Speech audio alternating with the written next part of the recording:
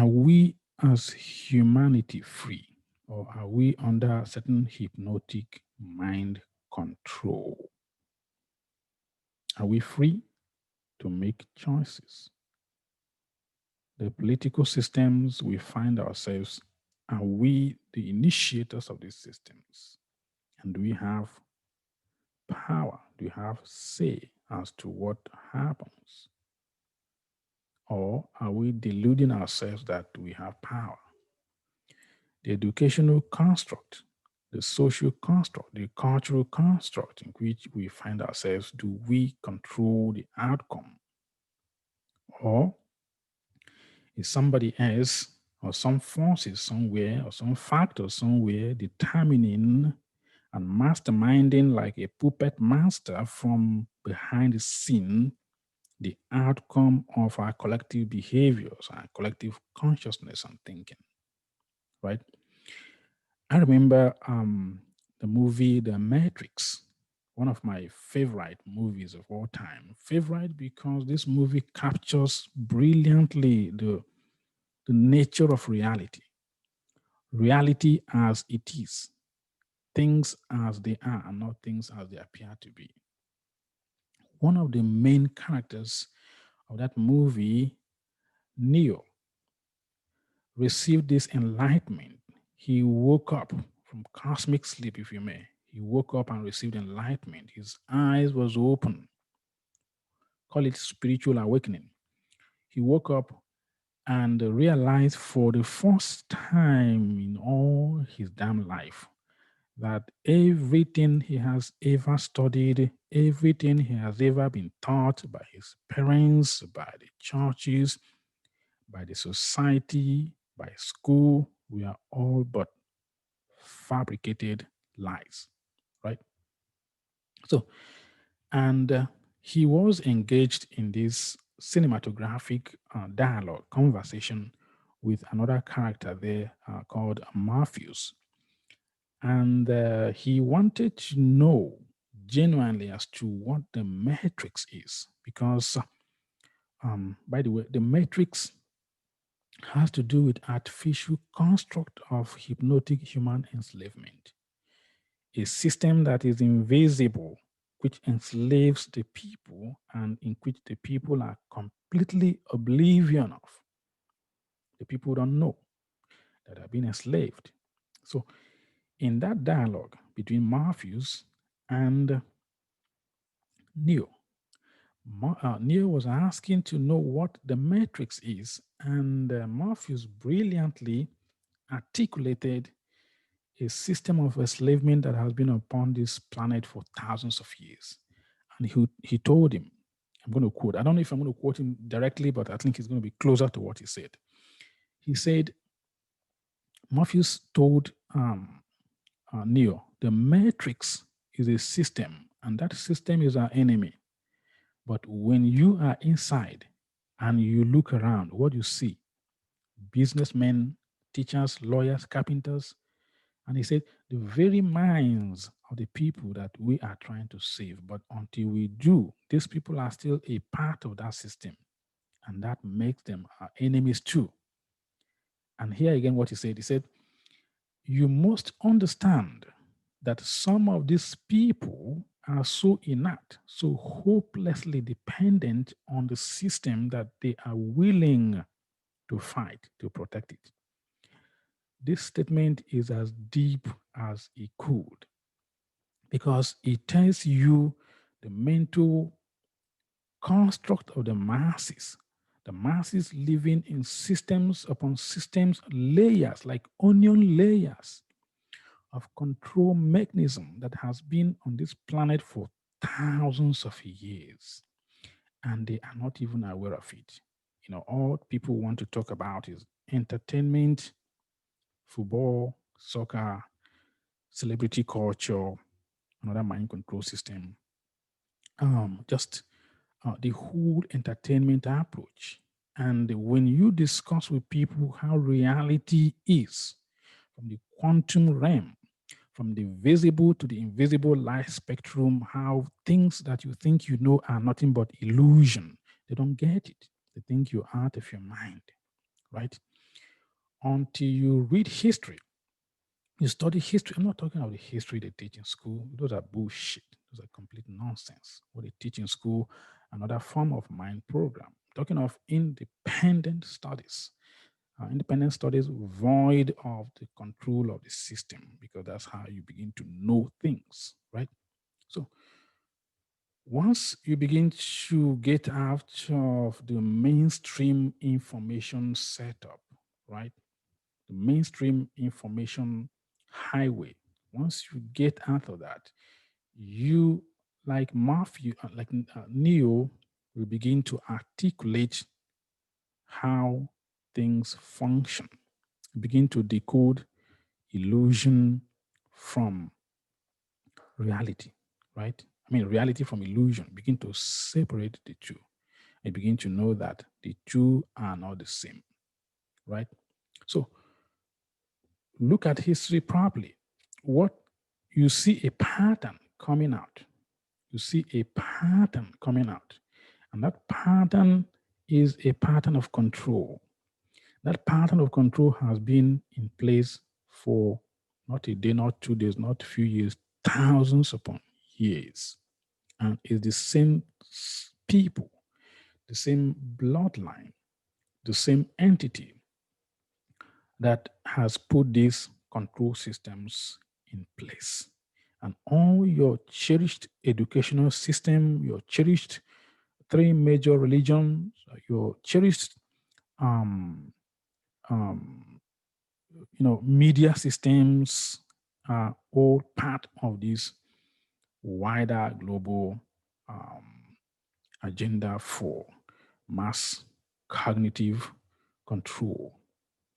This cognitive control systematically evolving out of history is leading towards the final agenda, which is the emergence of global cognitive singularity, what you call hive mind.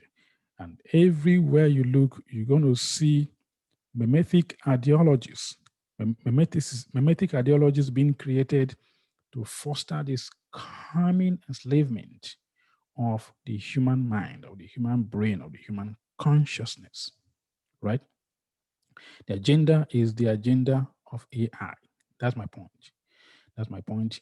Every system that has ever existed on this planet, systems of enslavement, was a preparation or the forerunner for the unfolding of this age we're beginning to witness this modern time, the age of artificial intelligence or AI, or which is going to peak uh, in what they call singularity. When machine consciousness reaches certain sentient um, awareness, that it begins to control humanity. It's really happening because every piece of gadget in your hand, every piece of virtual reality you have access to is actually electrically synchronizing with your neurology, with your biology. Your biodigital self is being harmonized with this synthetic artificial construct. And this synthetic artificial construct that is synchronizing with your biology um, is meant to enslave the mind and take your soul away, because the prize they want is the soul. They want an entity that is no longer human, and that is why they talk about transhumanism. They're talking of the age of transhumanism. And this age of transhumanism is also a preparation for another period, another revolution that is going to be post-human, the age of post-human, where nanobots, where nanotechnology, where artificial intelligence becomes the dominant force on this planet, right? Let me try to share my screen and then we can continue the discussion from there. This is our topic. Go back. Yeah. This is going to be our topic today. And please subscribe to this channel, The Primordial Wave. The agenda of for cognitive singularity, waves of human evolution. And my argument is positing that the different period, different waves in the jump of human consciousness was designed to prepare for the future that is coming, the future of neural link with artificial intelligence. That the time is coming when man and machine will be so synchronized that it will be difficult for humanity to retain that humanness, right? Because of this uh, era of singularity that they are preparing so fast and they are trying to implement on a global level, you know. So, on the context of this discussion, we defined evolution as a process whereby matter existing in a lower density reaches certain higher state of consciousness. That's how we are defining evolution. The human mind, be it the brain matter, right? Being dense, being in itself lacking, lacking self-awareness, begin to attain higher cognition, higher spiritual awareness, right? The jump in understanding of the world, right? And when we look at the new modern mythologies, pay attention to mythologies. Mythologies could be in forms of storytelling, from different cultures, but it's so, when you watch movie, they're also telling mythologies. But even in this myth, this so-called seemingly mythological fairy tales that we think is movie, pay attention there because they are telling you something that is happening on this planet. They're telling you something happening on this planet. Stanley Kubrick, one of the greatest movie makers in America, which I believe he is one of the mouthpiece of the elite, right? Because his movies are telling you what is going to come. In this movie, 2001, A Space Odyssey, you see that they've told you that AI is coming, artificial intelligence. They told you of the agenda to scatter man all over the space. Man is going to reach the sky, the stars, right? The agenda of this transmutation of man, of genetic update, of synchronizing humanity with machine for higher level, certain synthetic level of advancement. But the problem with this is that the world they are engineering is not a world of free will. It is a world of enslavement because the symbiosis between machine and man will lead to man being not and machine being, right? The death of the soul, the removal of the soul. I mean, soul cannot die, but what I mean is like that the soul is going to be taken out of human, right? And what you have is this artificial construct, this synthetic organism whose inside is a replication of machine consciousness. That is what this movie is telling you.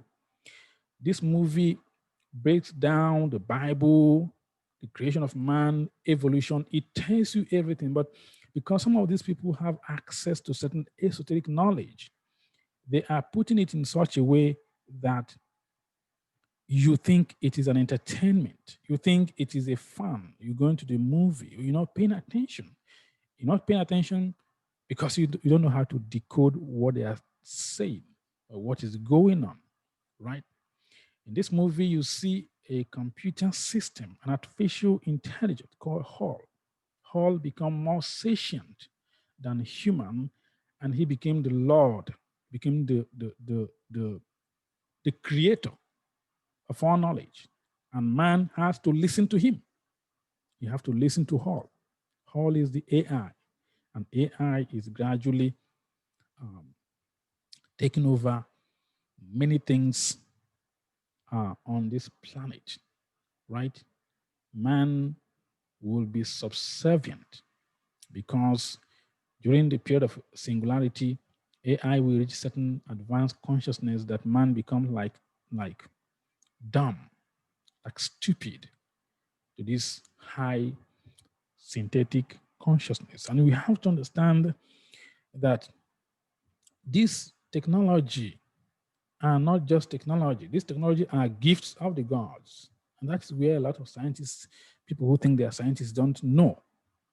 These are gifts from the gods. These are gifts of enslavement from the gods. You know, check your phone, your cell phone, your interaction, your biological makeup is synchronizing and interacting in an electrical field with the cell phone in your pocket is reading and befriending every living cell in your body, is decoding them, is reading them, right? Your neuronal capacity, your intellect, I mean, your neurons, your brain wave is picking up this material codes um, in the electrical frequency of these gadgets that we are carrying around. And that is the future.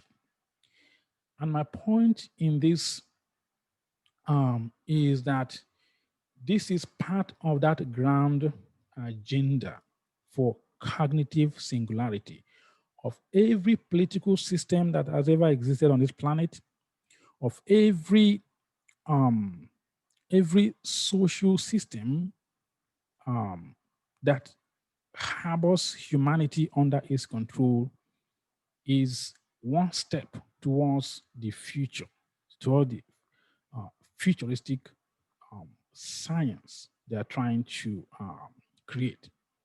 So, continuing in that movie, we see that this movie is full of esoteric symbolism.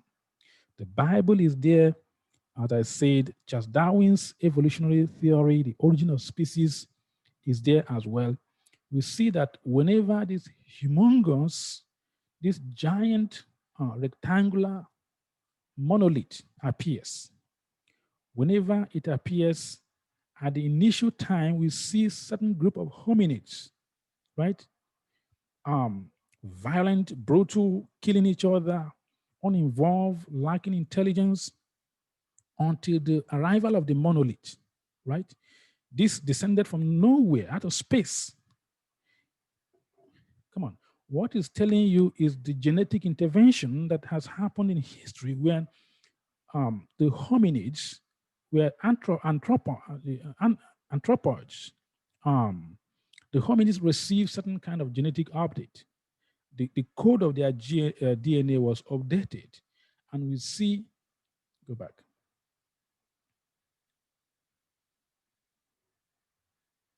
We see that they evolved, they took a quantum leap into the next phase of evolution.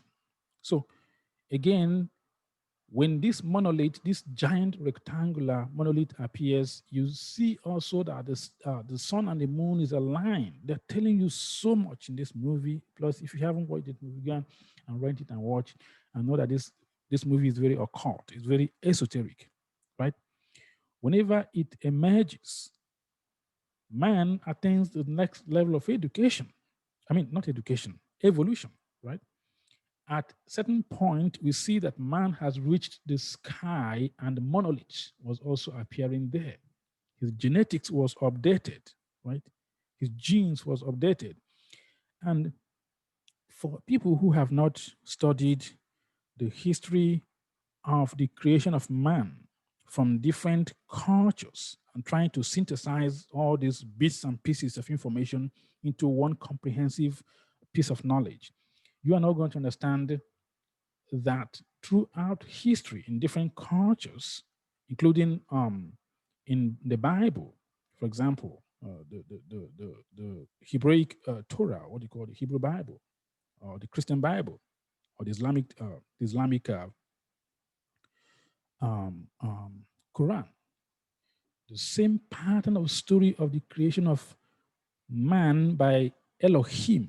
And by the way, Elohim does not mean God, because when they translated in the beginning, God created man, that's not how it should translate.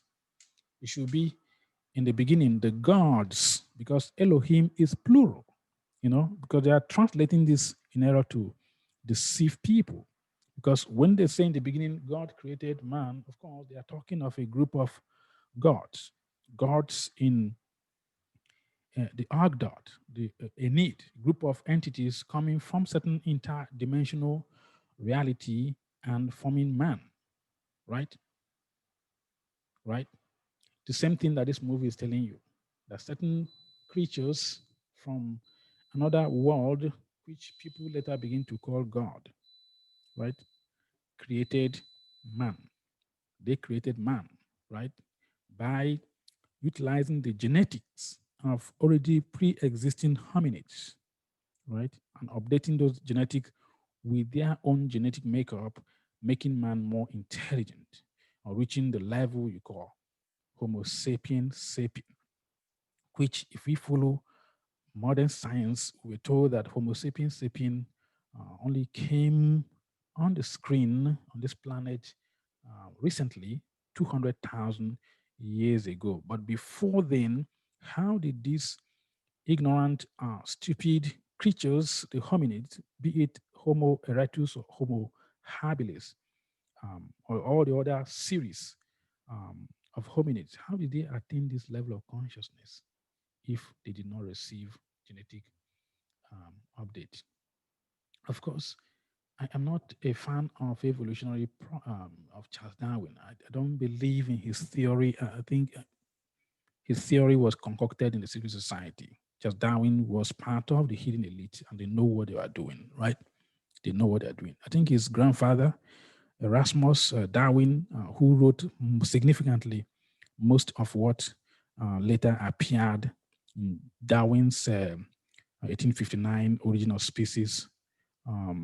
They all his grandfather, or his dad, or his grandfather, Erasmus Darwin, was part of the Lunar Society, secret society, and I know that in their possibly in their lodges they have all this secret knowledge about history and the creation of man, and which they put put out to the masses, became the dominant scientific understanding of the origin of man, right? But Charles Darwin is telling you something that already contained in the Bible. You don't just know it, right? Because when you look at cultures around the world, the Greek culture, for example, this is you see the god Prometheus creating man out of the dust of the earth. It's fashioning man, they are making man, they're creating man. The same mythology we see in the Bible existing in Greece, right? You see, making man. How about Egypt? Exact same story as contained in the Bible. This is the god Khnum, fashioning man out of the dust of the earth, right? And giving him life.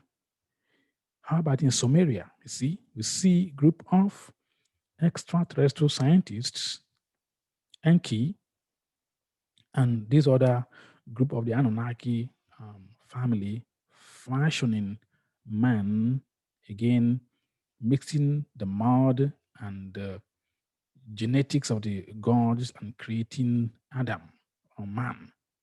Same story. This is a famous painting, I think, by William Blakes. You see Elohim flying down from heaven, or the Christian God flying down from heaven and creating Adam. Same story. But one thing that we have to understand is that some of these stories from these other cultures predates the Bible. They predate the Bible, which means they are before the Bible. So whether you read Charles Darwin, what they are saying is that there was certain update. There's certain update in the human genetic makeup that led to man evolving.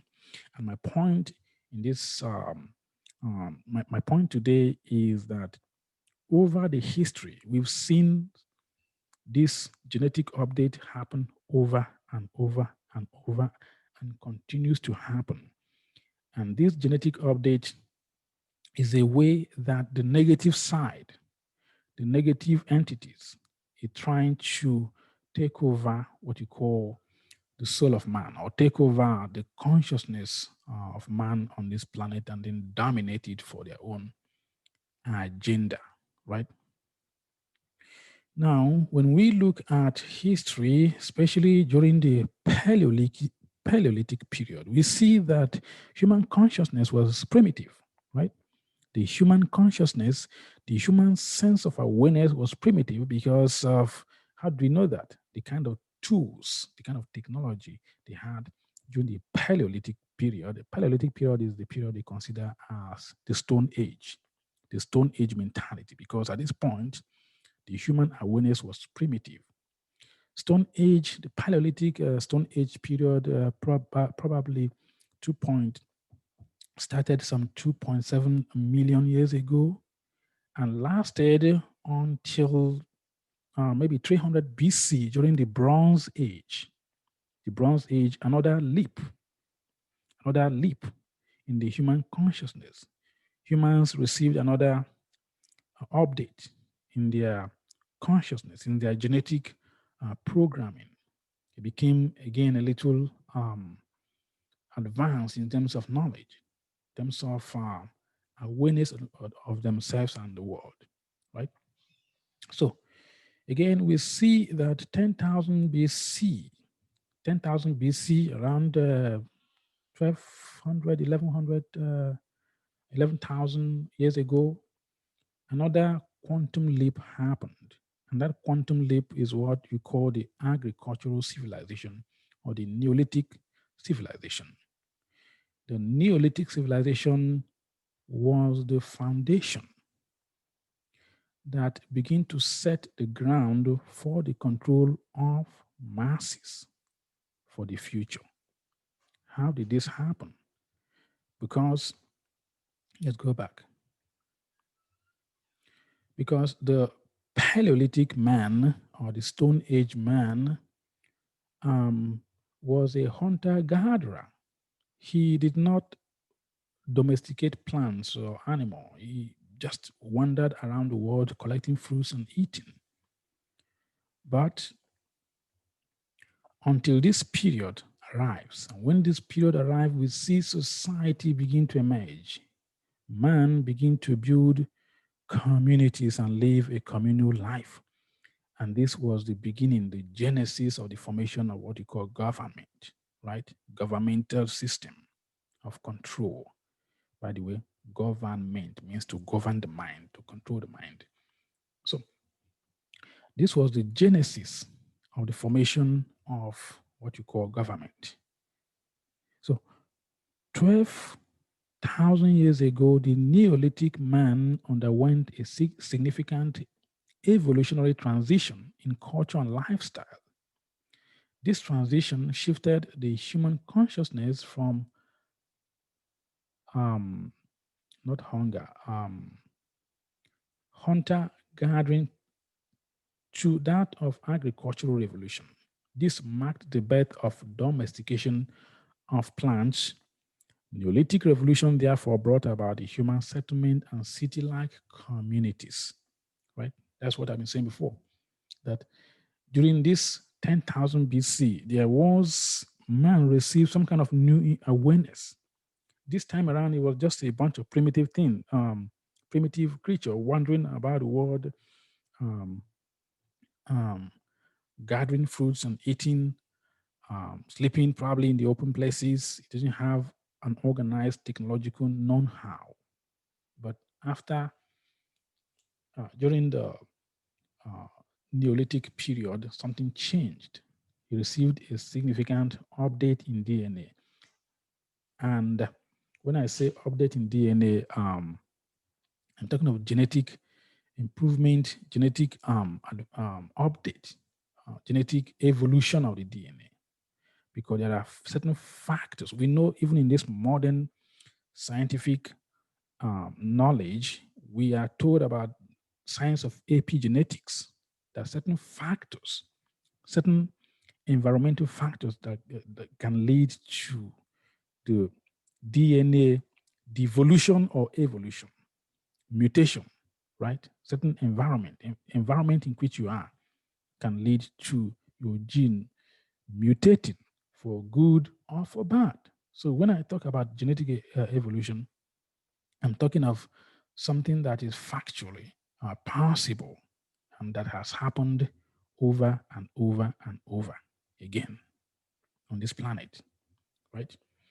So the Neolithic revolution was widespread across the planet, right? Was widespread in Mesopotamia, in Mesoamerica, in Southeast Asia, Africa, all over the place. Agricultural community began to form, you know, let's say all over the place. In Africa, 9 millennium BC, approximately 10,000 years ago, particularly in the Central Africa as well as Egypt. This place is called the Fertile Crescent.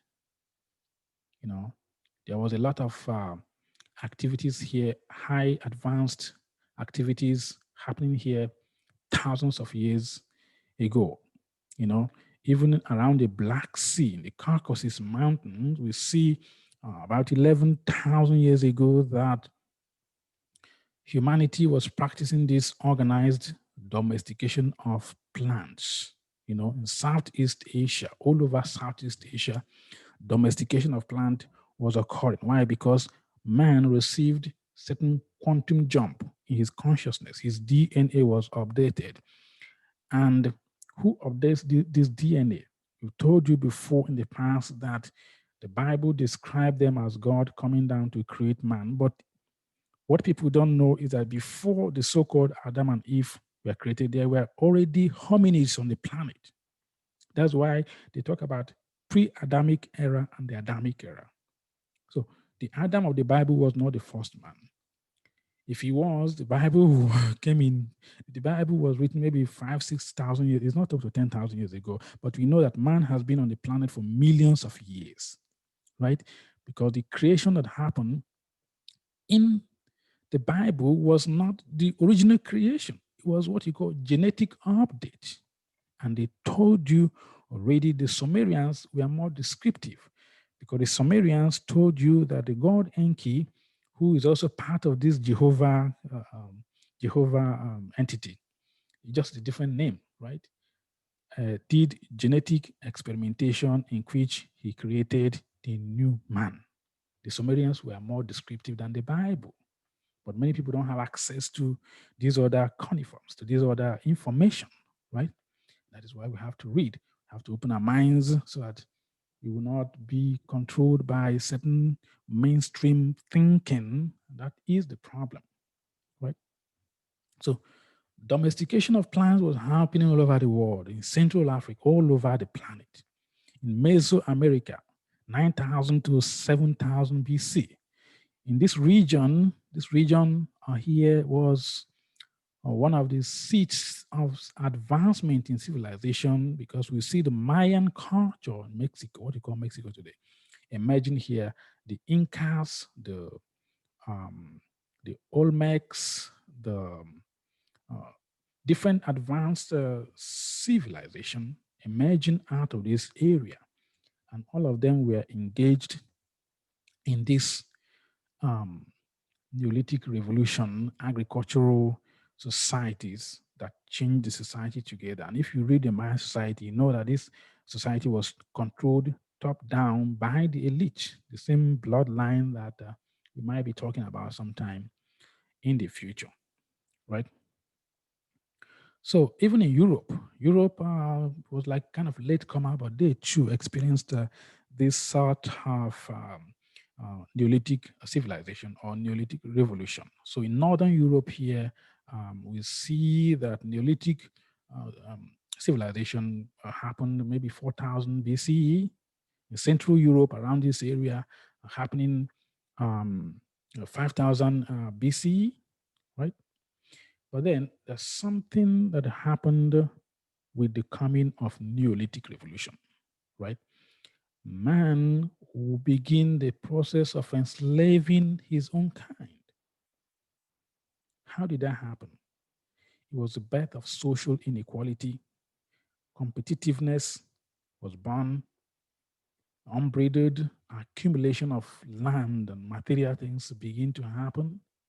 Um, fighting to possess land started from that period. Poor nutrition and the loss of divine sovereignty. So Neolithic era was the era that the controllers of this planet instituted as a means of the future control of humanity, because from this moment, the free range, sovereign Paleolithic creature, even though they told us, quote unquote, that this Paleolithic creature was just a Stone Age brain, it wasn't advanced, but that's another story. We know that other civilization has arisen, has came and gone even before this so-called Neolithic man, right? They told us that the Paleolithic man was primitive and uncivilized, but we know that he was sovereign, he was independent, he was not under a system of control. But Neolithic period brought this enslavement of man, because at this point now, bloodline kings begin to emerge. And to be under a king means you're under a control. Your labor will be exploited. Now, a king or your ruler has to make you to work for him. He owns the land. He has the power. He has the military. He has the weapon. So you have to work for him. He makes law, which most of the time he doesn't follow. He keeps you under the bondage of his law, right? And if you take this research further, you know that even these elites, these rulers, these kings were also puppets of certain higher dimensional entities, higher dimensional beings who are using these people as puppets to control and lord it over mankind, right? The modern day socio-political construct, systemic injustice, inequality, oppression, elitism, unbridled exploitation of the earth are all traced back to the Neolithic Revolution. So Neolithic Revolution was a quantum leap. We're talking of waves upon waves of human advancement, human social, genetic, political evolution, right? The first wave was what we describe as the Paleolithic wave or the Stone Age wave, and then followed by the Neolithic wave or the agricultural civilization 10,000 years ago. And each of these waves happened because man received, quote unquote, if you may, from the gods an update within the codes of their gene. So the Neolithic revolution continued all over the planet until recently, 17th, 18th century. And what happened in the 17th, 18th century? It was the era of enlightenment, as well as what you call um, technological revolution. It was the era of technological revolution or industrial revolution. Industrial revolution, another sort of wave coming to the planet because mankind received advancement, a push in their cognition, in their genetic material. Genetic material was updated, right?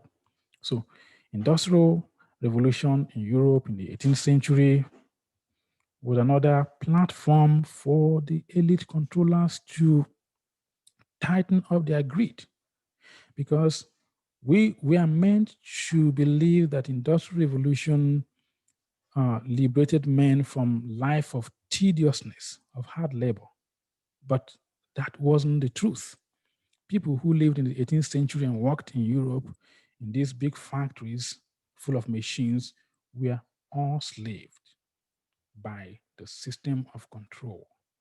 It was the first time in history that the idea of family was going to be fundamentally and forever changed. The idea of children being with their parents was forever changed. Many things we still practice in this modern time came out of this industrial revolution, Europe. And there are few characteristics of this industrial revolution. Some of them is rapid technological innovation. From nowhere, man now understood how to build machine to mass produce goods, um, mass produce goods. They begin to um, create uh, what you call today as the consumer driven mindset. It began from that period in a massive way. The invention of power machines, mass production of goods, population explosion in the cities, and consumer driven society. The fundamental change in family structure, as I've said before, then urban life begin to emerge, emergence of impoverished ghettos. Two working parents who cannot even provide for their family because they have to work hard. The system tells them, work hard, you're going to make it. And they're just spinning around like a hamster on a revolving wheel. The more they work, the less they make, and the less they are separated from their families. So it was a time, this 18th century industrial revolution was a time when what you call daycares and certain schools replaced natural parenting. And there was degeneration of the society, right? Old age was seen as a burden due to economic factors, which continues to till now. Nursing homes begin to replace natural care of families, right? So again, this was the time of the coming of the machine. The coming of the machine. It was a time that ushered in the modern time of machine takeover. So all those big machines you saw at you saw you know, if you do research on the industrial revolution, you see these big machines all over the place in the factories. It was them telling you that we are ushering in a new consciousness on the planet, the time of machine. And those primitive machines like this will eventually lead to the what the people call now fourth revolution, fourth industrial revolution that we have today. So this period ushered in this machine world. It was building more and more and more and more of machine. And this machine they are building will forever enslave mankind, humanity, right?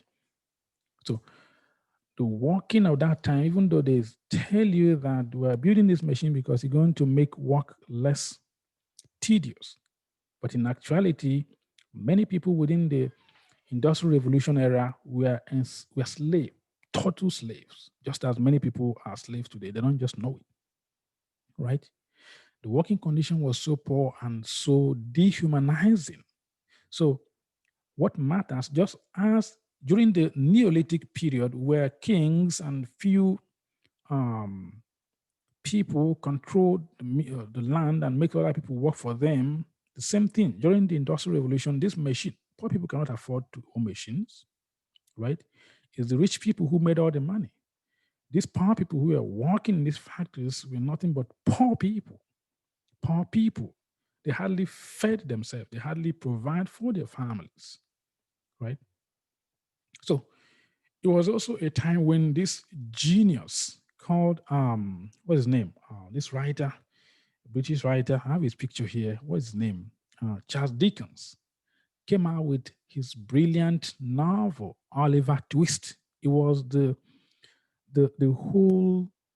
It was reflecting the whole system of enslavement of the 18th century industrial period, right?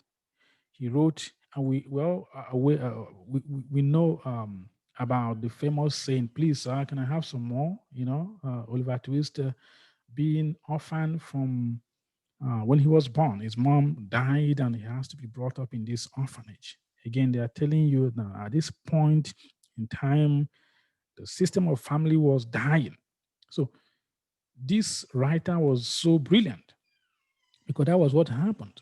Many family was there was a family disintegration. There was a family changes in the structure, in the very fundamental structure of the very basic human family unit. Forever changed. Children are trapped in daycare in this synthetic environment with people they don't have natural affiliations with their caregiver. They don't have love for them. They just do it as a job. And these children are being programmed for the next, um, to be the next, they are being programmed in the next wave of mass control, right? Again, separation of children. The children have to help their families to work in the factories, to earn money. And there was this traumatic separation of children from their family, which is unnatural on the planet. It's unnatural. So uniformity was born. Educational system as we inherited right now was a product of the Industrial Revolution. In actuality, the educational program, this cookie cutter kind of education we receive, everybody sitting in the class, uniformed kind of thinking, came out of this period because the initiators of this education was not to educate anyone. That's why I just laugh when people say you're going to school to be educated. No, you're going to school to be programmed to be a laborer, to be a worker, to go and find job and work for people who don't even like you, and you work for the rest of your life, right? So this idea of mass education came out of this period. And you go to school, what do they teach you?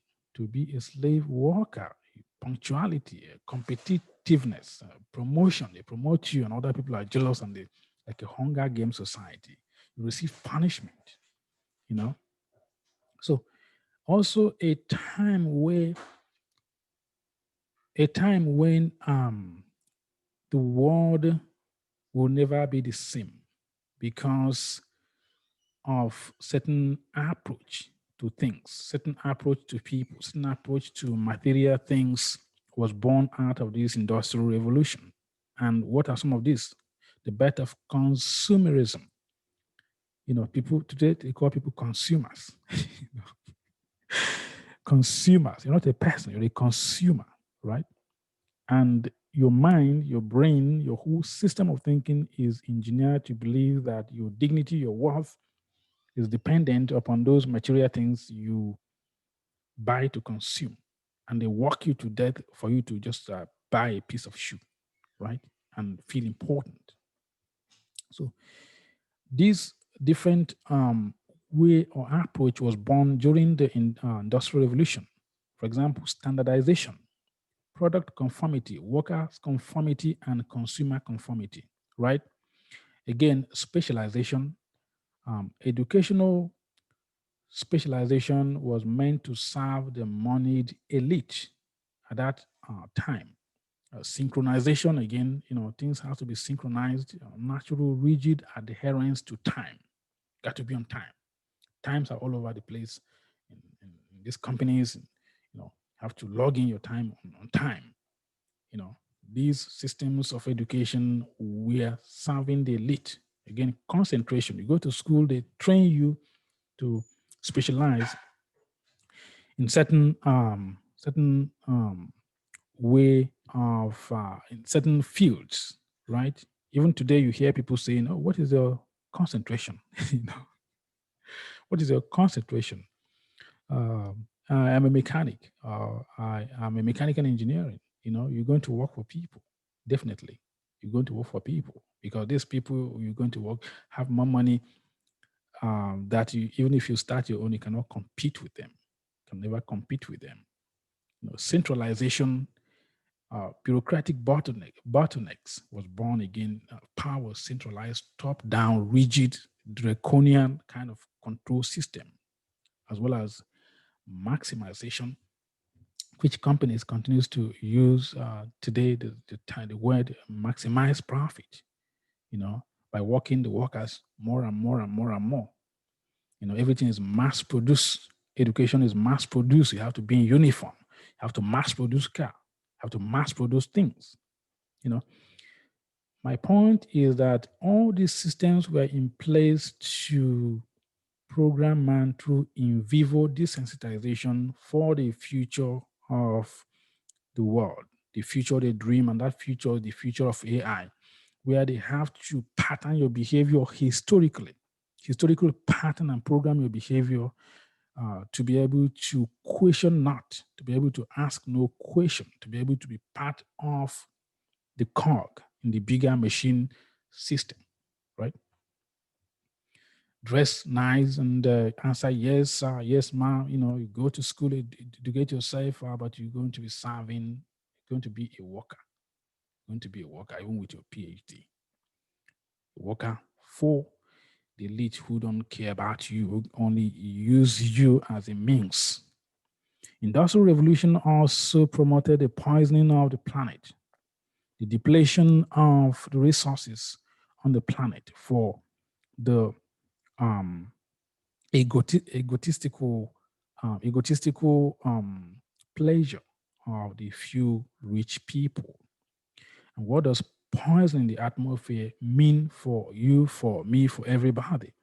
And people don't know that with all this chemical all over the place, they are putting in food, in the atmosphere, spreading chemical everywhere, is altering your genetic code, is creating the next level of mutation. Every studies on genetics um, is telling us that when you put all these poisons out there on the atmosphere, it is causing genetic mutation of biological organisms on the planet. And that is also an agenda in itself. That's an agenda in itself because you need to be watered down. You need to be reprogrammed for this grand future, the singularity future, the AI future that is unfolding. You cannot lead you there if they don't reprogram your mind, your behavior, your genetics, right? So I took this from the British website or BBC website, talking about industrial revolution and the nightmares that it brought, right? I'm going to read it. The Industrial Revolution brought the United Kingdom into an era of technology and productivity. It created wealth for many, but social problems and poverty for others. In the 1800s, formal education became available even to the poorest people. You get it? Before the 1800s, education was not free, and poor people got what education they could in them schools or Sunday schools. In 1833, the government passed the Factory Act, making 2 hours of education a day compulsory for children working in factories.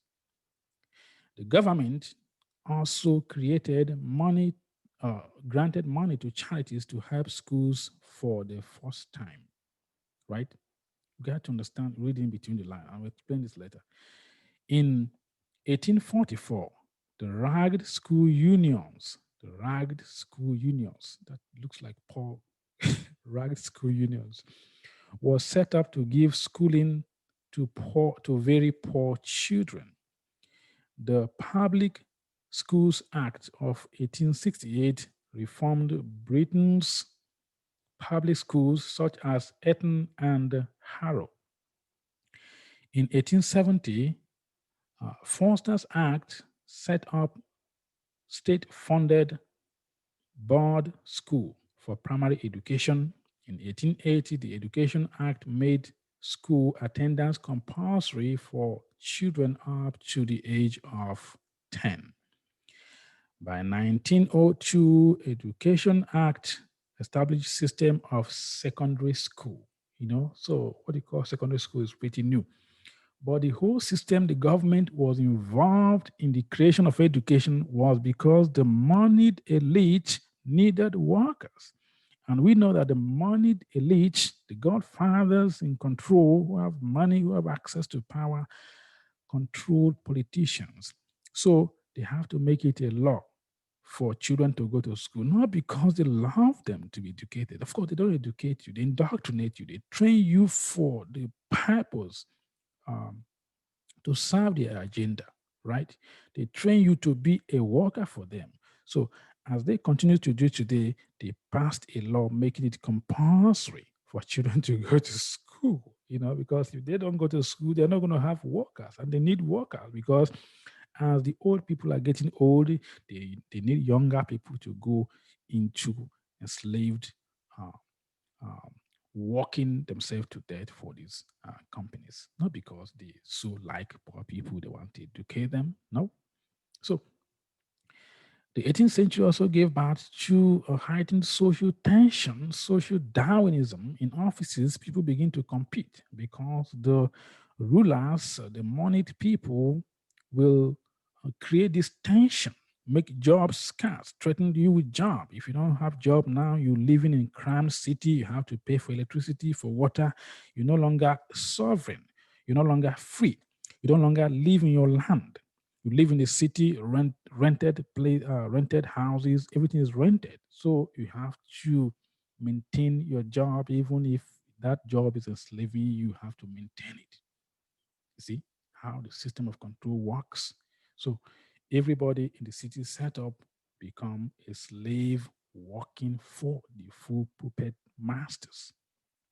So there was extreme polarity between the rich and poor, and pathological privatism was also banned. The birth of pathological privatism, right?